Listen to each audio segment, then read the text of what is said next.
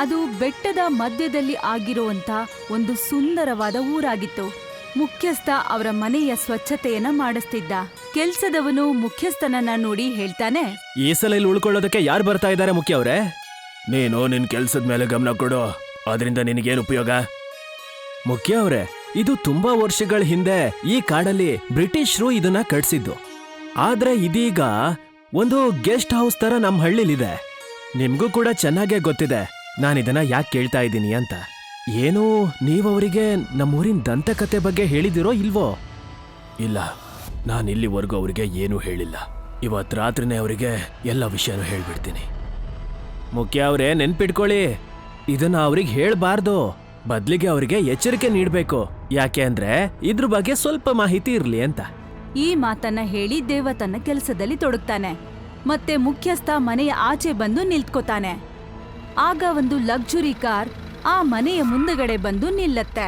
ಆ ಕಾರಿನಿಂದ 5 ಜನ ವ್ಯಕ್ತಿಗಳು ಕೆಳಗಿಳಿದು ಬಂದು ಮನೆ ಮುಂದೆ ನಿಂತ್ಕೋತಾರೆ. ಮಿಸ್ ಮೋನಾ ತನ್ನ 4 ಜನ ಸಂಗಡಿಗರಿಗೆ ಹೇಳ್ತಾಳೆ, ಇಲ್ ನೋಡಿ, ನಾನಿಲ್ಲಿಗೆ ಮೊದ್ಲು ಕೂಡ ಸಾರಿ ಬಂದ್ ಹೋಗಿದ್ದೀನಿ. ಮತ್ತೆ ಈ ಜಾಗ ನನಗೆ ತುಂಬಾನೇ ಪರಿಚಯ ಇರೋಂಥದ್ದು. ಆದ್ರೆ ನೀವ್ 4 ಜನ ನನ್ ಜೊತೆ ಮೊದಲನೇ ಸಲ ಬರ್ತಿದ್ದೀರಾ. ಅದಕ್ಕೆ ನೀವು ಇಲ್ಲಿ ಯಾವುದೇ ರೀತಿ ತಪ್ಪುಗಳನ್ನ ಮಾಡದೇ ಇರೋ ಹಾಗೆ ನೋಡ್ಕೊಳ್ಳಿ. ಯಾಕೆಂದ್ರೆ ನೀವು ಈ ಊರಿನ ನಿಯಮ ಮತ್ತೆ ಪರಂಪರೆಯನ್ನ ತಿಳ್ಕೊಂಡಿಲ್ಲ. ಮಿಸ್ ಮೋನಾಳ ಮಾತುಗಳನ್ನ ಕೇಳಿ ಅಂಶುಮಂತ್ ನಗ್ತಾ ಹೇಳ್ತಾನೆ, ಮಿಸ್ ಮೌನಾ, ನಾವು 4 ಜನನು ನಿಮ್ಮ ಬಿಸ್ನೆಸ್ ಪಾರ್ಟ್ನರ್. ನೀವು ನಮಗೆ ಯಾವ ರೀತಿ ಅರ್ಥ ಮಾಡಿಸ್ತಿದ್ದೀರಾ ಅಂದ್ರೆ ನೀವು ನಮ್ಮ ಕ್ಲಾಸ್ ಟೀಚರ್ ಅನ್ನೋ ರೀತಿ. ಮಿಸ್ ಮೋನಾ ಮುಗುಳ್ನಗ್ತಾ ಲಿಲ್ಲಿ ಕಡೆ ನೋಡ್ತಾ ಹೇಳ್ತಾಳೆ, ಲಿಲ್ಲಿ, ಇವ್ರು 3 ಜನ ನನ್ ಮಾತನ್ನ ಕೇಳೋದಿಲ್ಲ, ಆದ್ರೆ ನಿನ್ನ ಮಾತನ್ನ ಮಾತ್ರ ಕೇಳ್ತಾರೆ. ನೀನ್ ಇವ್ರ ಮೇಲೆ ಸ್ವಲ್ಪ ಗಮನ ಇಟ್ಟಿರೋ. ಮಿಸ್ ಮೋಹನ, ನಾವು ಎಲ್ಲ ವಿಷಯನೂ ಈ ಮನೆ ಹೊರಗಡೆನೆ ಮಾತಾಡ್ತಾ ನಿಲ್ಬೇಕಾ? ನಾವು ಒಳಗಡೆ ಹೋಗೋಣವಾ? ಹೌದು ಮೌನ, ಸುಮಾರು ಹೊತ್ತು ಪ್ರಯಾಣ ಮಾಡಿ ನಮ್ ಸೊಂಟ ತುಂಬಾ ನೋಯ್ತಿದೆ. ಆಗ ಮುಖ್ಯಸ್ಥ ನಡ್ಕೊಂಡು ಅವ್ರೆಲ್ರ ಮುಂದೆ ಬಂದು ಹೇಳ್ತಾನೆ, ನೀವ್ಯಾಕೆ ಹೊರಗಡೆ ನಿಂತಿದ್ದೀರಾ? ಒಳಗಡೆ ಬನ್ನಿ. ನೀವು ಹೇಳಿದ್ರಿ ಅಂತ ನಾನು ಇಡೀ ಮನೆನ ತುಂಬಾ ಸ್ವಚ್ಛವಾಗಿ ಇಡ್ಸಿದ್ದೀನಿ. ಮುಖ್ಯಸ್ಥನ ಮಾತುಗಳನ್ನ ಕೇಳಿ ಅವರೆಲ್ಲರೂ ಮನೆ ಒಳಗಡೆಗೆ ಬರ್ತಾರೆ. ಮಿಸ್ ಮೋನಾ ಮುಖ್ಯಸ್ಥನ ಕಡೆ ನೋಡ್ತಾ ಹೇಳ್ತಾಳೆ, ನಮ್ಮ ಟೀ ತೋಟದ ವಿಷಯ ಏನು ಅಂತ ಹೇಳಿ ಮುಖ್ಯಸ್ಥರೇ. ಯಾವಾಗ್ಲಿನ ತರಾನೇ ಸರಿಯಾಗಿದೆ ಮೌನ ಅವರೇ. ಇದೆಲ್ಲ ನಿಮ್ಮ ಶ್ರಮದ ಫಲ ಮುಖ್ಯಸ್ಥರೇ.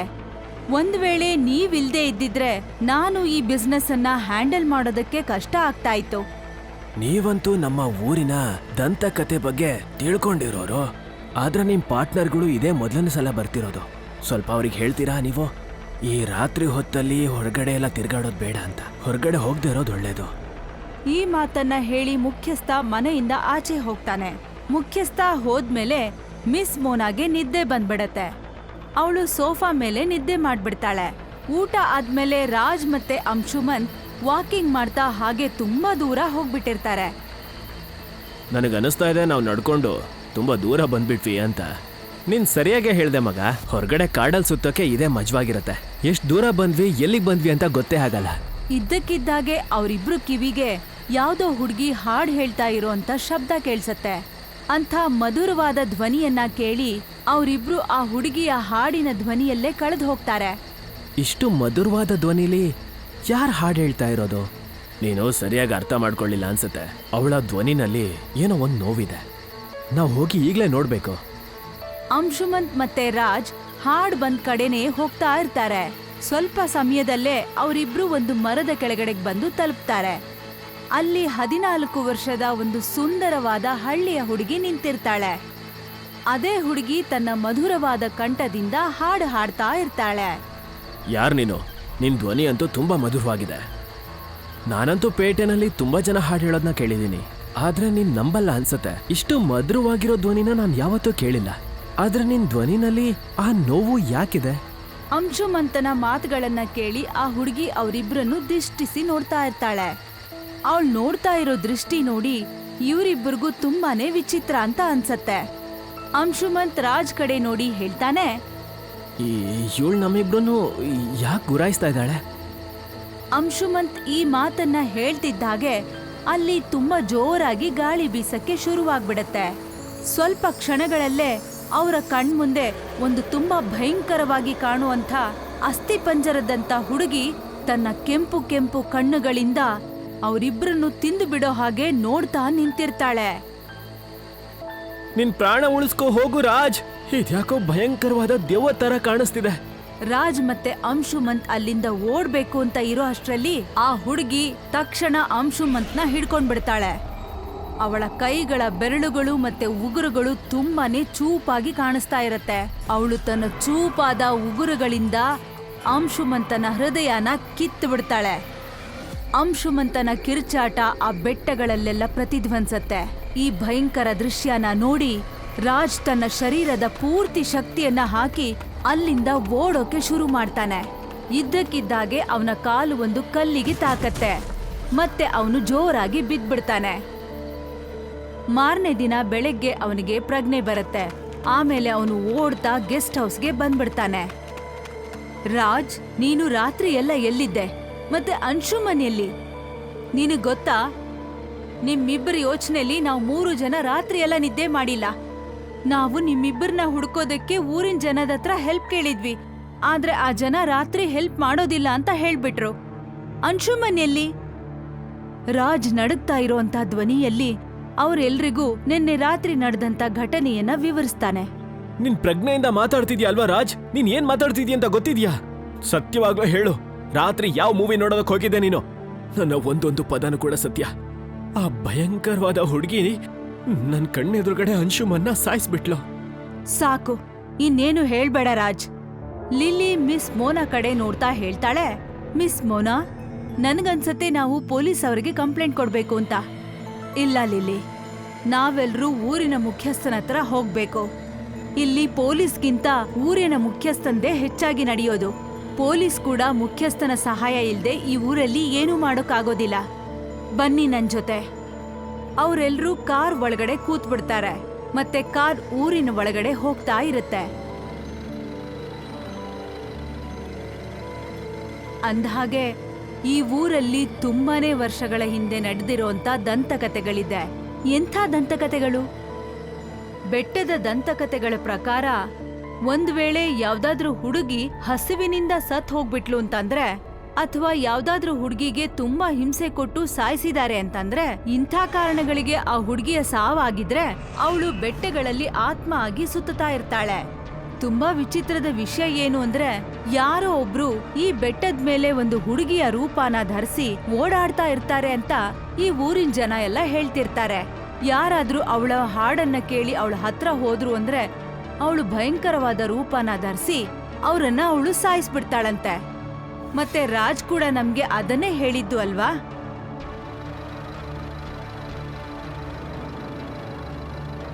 ಅವರೆಲ್ಲರೂ ಮುಖ್ಯಸ್ಥನ ಮನೆಯ ಮುಂದೆ ನಿಂತಿರ್ತಾರೆ. ನಿಮ್ಮೆಲ್ಲರ ಮುಖದಲ್ಲಿ ಯಾಕಿಷ್ಟೊಂದು ಟೆನ್ಷನ್ ಇದೆ? ನೀವೆಲ್ಲ ಆರಾಮಾಗಿದ್ದೀರಾ ತಾನೆ? ಆಗ ಮುಖ್ಯಸ್ಥನ ಮನೆಗೆ ದೇವ ಓಡೋಡ್ತಾ ಅಲ್ಲಿಗೆ ಬರ್ತಾನೆ. ಮತ್ತೆ ಹೆದರ್ಕೊಂಡು ಮುಖ್ಯಸ್ಥನನ್ನ ನೋಡಿ ಹೇಳ್ತಾನೆ, ಮುಖ್ಯವ್ರೆ, ನಮ್ಮ ಹಳ್ಳಿ ಜನಗಳಿಗೆ ಆ ಕಾಡಿನಲ್ಲಿ ಯಾವುದೋ ಒಂದು ದೇಹ ಸಿಕ್ಕಿದೆಯಂತೆ. ಆ ದೇಹದ ಪರಿಸ್ಥಿತಿ ನೋಡ್ತಾ ಇದ್ರೆ ಅದನ್ನ ದೆವ್ವನೇ ಸಾಯಿಸಿರೋದು ಅನ್ಸುತ್ತೆ. ದೇವನ ಮಾತುಗಳನ್ನ ಕೇಳಿ ಮುಖ್ಯಸ್ಥನ ಕಣ್ಣುಗಳಲ್ಲಿ ಹೆದರಿಕೆ ಕಾಣಕ್ ಶುರುವಾಗತ್ತೆ. ಮತ್ತೆ ಅವನು ಅದೇ ಹೆದರಿಕೆಯ ನೋಟದಿಂದ ಮಿಸ್ ಮೋನಾಳನ್ನ ನೋಡ್ತಾನೆ. ಆಗ ಮಿಸ್ ಮೋನಾ ತುಂಬಾ ಗಾಬರಿಯಿಂದ ಹೇಳ್ತಾಳೆ, ನಿನ್ನೆ ರಾತ್ರಿ ರಾಜ್ ಮತ್ತೆ ಅಂಶುಮನ್ ಊಟ ಮಾಡಿ ವಾಕಿಂಗ್ ಹೋಗಿದ್ರು. ಮತ್ತೆ ರಾತ್ರಿ ಪೂರ್ತಿ ಬರ್ಲೇ ಇಲ್ಲ. ಬೆಳಗ್ಗೆ ರಾಜ್ ಬಂದು ನಮ್ಗೆ ಹೇಳ್ದ, ಒಬ್ಳು ತುಂಬಾ ಭಯಂಕರವಾಗಿ ಕಾಣಿಸೋಂತ ಪಿಶಾಚಿ ಅಂಶುಮನ್ನ ಸಾಯಿಸ್ಬಿಟ್ಲು ಅಂತ. ನನಗಂತೂ ಈಗ ನಿಜವಾಗ್ಲೂ ಭಯ ಆಗ್ತಿದೆ ಮುಖ್ಯಸ್ಥರೇ. ಒಂದ್ ವೇಳೆ ಆ ಶವ ಅಂಶುಮಂದೇ ಇರ್ಬಹುದಾ ಅಂತ. ಮುಖ್ಯಸ್ಥರು ಹೇಳೋದಕ್ಕೂ ಮುಂಚೆ ದೇವ ಕಿರ್ಚ್ತಾ ಹೇಳ್ತಾನೆ, ಅಯ್ಯೋ, ಅಂದ್ರೆ ನಿಮ್ ಮಾತಿನರ್ಥ ನಿಮ್ ಸ್ನೇಹಿತರು ಅವಳು ಹಾಡು ಹೇಳ್ತಾ ಇರೋದನ್ನ ಕೇಳಿಸ್ಕೊಂಡ್ರ ಹೇಳಿ? ಒಬ್ಬ ಅಂತೂ ಸತ್ತು ಹೋದ, ಇನ್ನೊಬ್ಬ ಕೂಡ ಸಾಯೋದು ಖಂಡಿತ. ಅದಕ್ಕಿಂತ ಮೊದ್ಲು ಅವಳು ಇಲ್ಲಿಗೆ ಬರೋದಕ್ಕಿಂತ ಮುಂಚೆನೆ ನಾವೇ ಇವ್ರನ್ನ ಸಾಯಿಸ್ಬಿಡೋದು ಒಳ್ಳೇದು ಅಂತ ನನಗನ್ನಿಸ್ತಾ ಇದೆ. ಏನೇನೋ ಮಾತಾಡ್ಬೇಡ ದೇವ್, ಇವರು ನಿನ್ನ ಹಳ್ಳಿಯವ್ರ ತರ ಸಾಮಾನ್ಯ ವ್ಯಕ್ತಿಗಳಲ್ಲ. ನಿನಗಿಷ್ಟ ಬಂದ ಹಾಗೆ ಹೊಡೆದು ಸಾಯಿಸೋದಕ್ಕೆ. ಇವರೆಲ್ಲ ಪೇಟೆ ಜನ. ಒಂದ್ ವೇಳೆ ಇವರಿಗೆ ನಾವೇನಾದ್ರೂ ಮಾಡ್ಬಿಟ್ರೆ ಪೇಟೆಯಿಂದ ಪೂರ್ತಿ ಪೊಲೀಸ್ ಫೋರ್ಸೇ ಬಂದ್ಬಿಡತ್ತೆ ಇಲ್ಲಿಗೆ.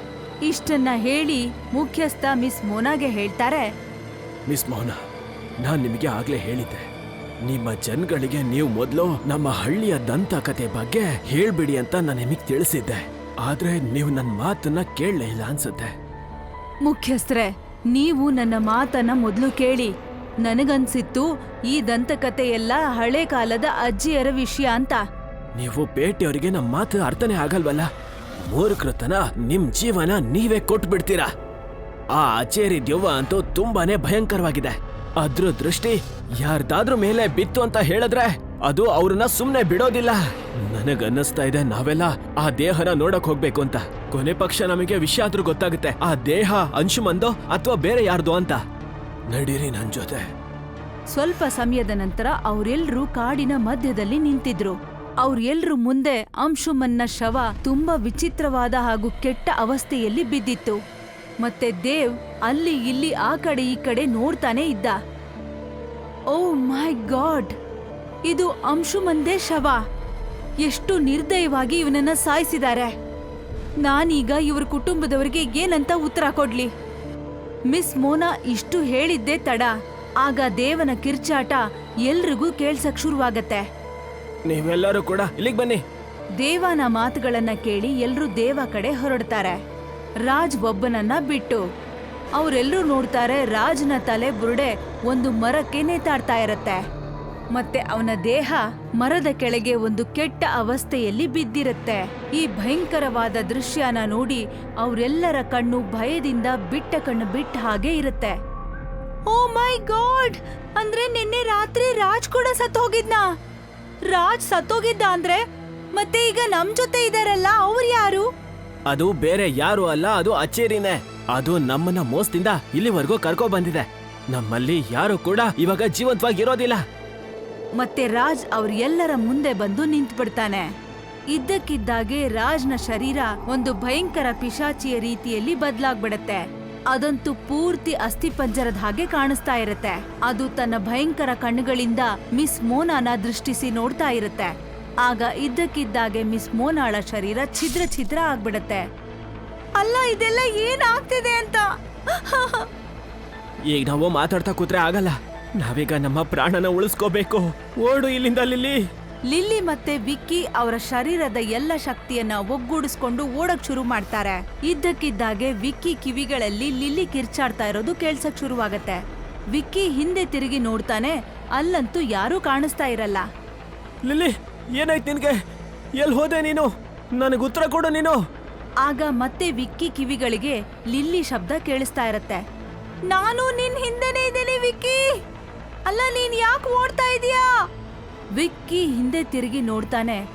ಆಗ ಲಿಲ್ಲಿ ಅವನನ್ನ ರಹಸ್ಯಮಯ ರೀತಿಯಲ್ಲಿ ಮುಗುಳ್ನಗ್ತಾ ನೋಡ್ತಾ ಇರ್ತಾಳೆ. ನೀನ್ ಯಾಕೆ ಇದ್ದಕ್ಕಿದ್ದ ಹಾಗೆ ನಗ್ತಾ ಇದೀಯಾ? ನಮ್ಮ ದಾರಿಯಲ್ಲಿ ಇದ್ದಂತ 3 ಮುಳ್ಳುಗಳು ಹೊರಟೋದ್ವು. ನಾನು ನಗ್ದೆ ಇನ್ನೇನ್ ಮಾಡ್ಲಿ ಹೇಳು? ಯೋಚನೆ ಮಾಡು ವಿಕ್ಕಿ, ನಾವು 5 ಜನ ಬಿಸ್ನೆಸ್ ಪಾರ್ಟ್ನರ್ಸ್ ಇದ್ವಿ. ಅದ್ರಲ್ಲಿ 3 ಜನ ಹೋಗ್ಬಿಟ್ರು. ಆದ್ರೆ ಈಗ ಎಲ್ಲ ಪ್ರಾಪರ್ಟಿ ಈಗ ನಮ್ಮಿಬ್ಬರದು ಮಾತ್ರನೇ. ಇನ್ ಮುಂದೆ ನಾವಿಬ್ರು ಮಜವಾಗಿ ಜೀವನ ನಡೆಸಬಹುದು. ನೀನು ಏನಂತ ಮಾತಾಡ್ತಿದ್ಯಾ? ಈ ತರ ಯಾಕೆ ಯೋಚನೆ ಮಾಡ್ತಿದ್ಯಾ? ವಿಕ್ಕಿ ಈ ಮಾತನ್ನ ಹೇಳ್ತಿದ್ದಾಗೆ ವಿಕ್ಕಿ ಕಿವಿಗಳಲ್ಲಿ ದೇವನ ಕಿರ್ಚಾಟ ಕೇಳ್ಸತ್ತೆ. ಅದು ಲಿಲ್ಲಿ ಅಲ್ಲ, ಅದ್ಯಾರೋ ಬೇರೆನೆ. ನನ್ ಮಾತಿನ ಮೇಲೆ ನಂಬಿಕೆ ಬರ್ಲಿಲ್ಲ ಅಂದ್ರೆ ಒಂದ್ಸಲ ಮೇಲೆ ಕೆಳಗೆ ನೋಡ್ಬಿಡು. ದೇವನ ಮಾತುಗಳನ್ನ ಕೇಳಿ ವಿಕ್ಕಿ ಮೇಲೆ ನೋಡ್ತಿದ್ದ ಹಾಗೆ ಆಗ ನೋಡ್ತಾನೆ, ಲಿಲ್ಲಿ ಒಂದು ಮರಕ್ಕೆ ನೇತಾಡ್ತಾ ಇರ್ತಾಳೆ. ಅವಳ ಎದೆಗೆ ಒಂದು ಚೂಪಾದ ಮರದ ತುಂಡು ಚುಚ್ಕೊಂಡಿರತ್ತೆ. ವಿಕ್ಕಿ ತುಂಬಾನೇ ಹೆದರ್ಕೊಂಡು ಬಿಟ್ಟ ಕಣ್ಣು ಬಿಟ್ಟ ಹಾಗೆ ಮುಂದೆ ನಿಂತಿರೋ ಲಿಲ್ಲಿನ ನೋಡ್ತಾ ಇರ್ತಾನೆ. ಇದ್ದಕ್ಕಿದ್ದಾಗೆ ಮುಂದೆ ನಿಂತಿರೋಂತ ಲಿಲ್ಲಿಯ ದೇಹ ಒಂದು ಭಯಂಕರವಾದ ಪಿಶಾಚಿಯ ರೂಪ ತಾಳತ್ತೆ.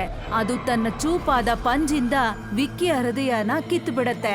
ಆಗ ವಿಕ್ಕಿಯ ಜೋರಾದ ಕಿರುಚಾಟ ಆ ಕಾಡಲ್ಲಿ ಕಳೆದು ಹೋಗ್ಬಿಡತ್ತೆ. ಮುಖ್ಯಸ್ಥ ದೇವ ಕಡೆ ನೋಡಿ ಹೇಳ್ತಾನೆ, ನಾವಿಬ್ರು ಕೂಡ ರಕ್ಷಾ ಕವಚನ ಹಾಕೊಂಡಿದೀವಿ. ಹಾಗಾಗಿ ಇದೇ ಕಾರಣದಿಂದ ನಮ್ಮ ಮೇಲೆ ಅಚ್ಚರಿ ದಾಳಿ ಮಾಡಿಲ್ಲ ಅನ್ಸತ್ತೆ. ಈಗ ರಾತ್ರಿ ಆಗೋಷ್ಟ್ರಲ್ಲಿ ಅವಳ ಶಕ್ತಿ 2 ಪಟ್ಟು ಜಾಸ್ತಿ ಆಗತ್ತೆ. ನಾವ್ ಈಗಿಂದ ಈಗ್ಲೇ ಇಲ್ಲಿಂದ ಓಡ್ ಹೋಗ್ಬೇಕು. ನೀವು ಸರಿಯಾಗಿ ಹೇಳ್ತಿದ್ದೀರಾ ಮುಖ್ಯವರೇ. ದೇವ ಮತ್ತೆ ಮುಖ್ಯಸ್ಥ ಓಡೋಡ್ತಾ ಅಲ್ಲಿಂದ ಊರ್ ಕಡೆಗೆ ಬಂದ್ಬಿಡ್ತಾರೆ. ಮಾರನೇ ದಿನ ಅವರು 4 ಜನದ ಶವ ಕಾಡಲ್ಲಿ ತುಂಬಾ ಕೆಟ್ಟ ಅವಸ್ಥೆಯಲ್ಲಿ ಬಿದ್ದಿರುತ್ತೆ.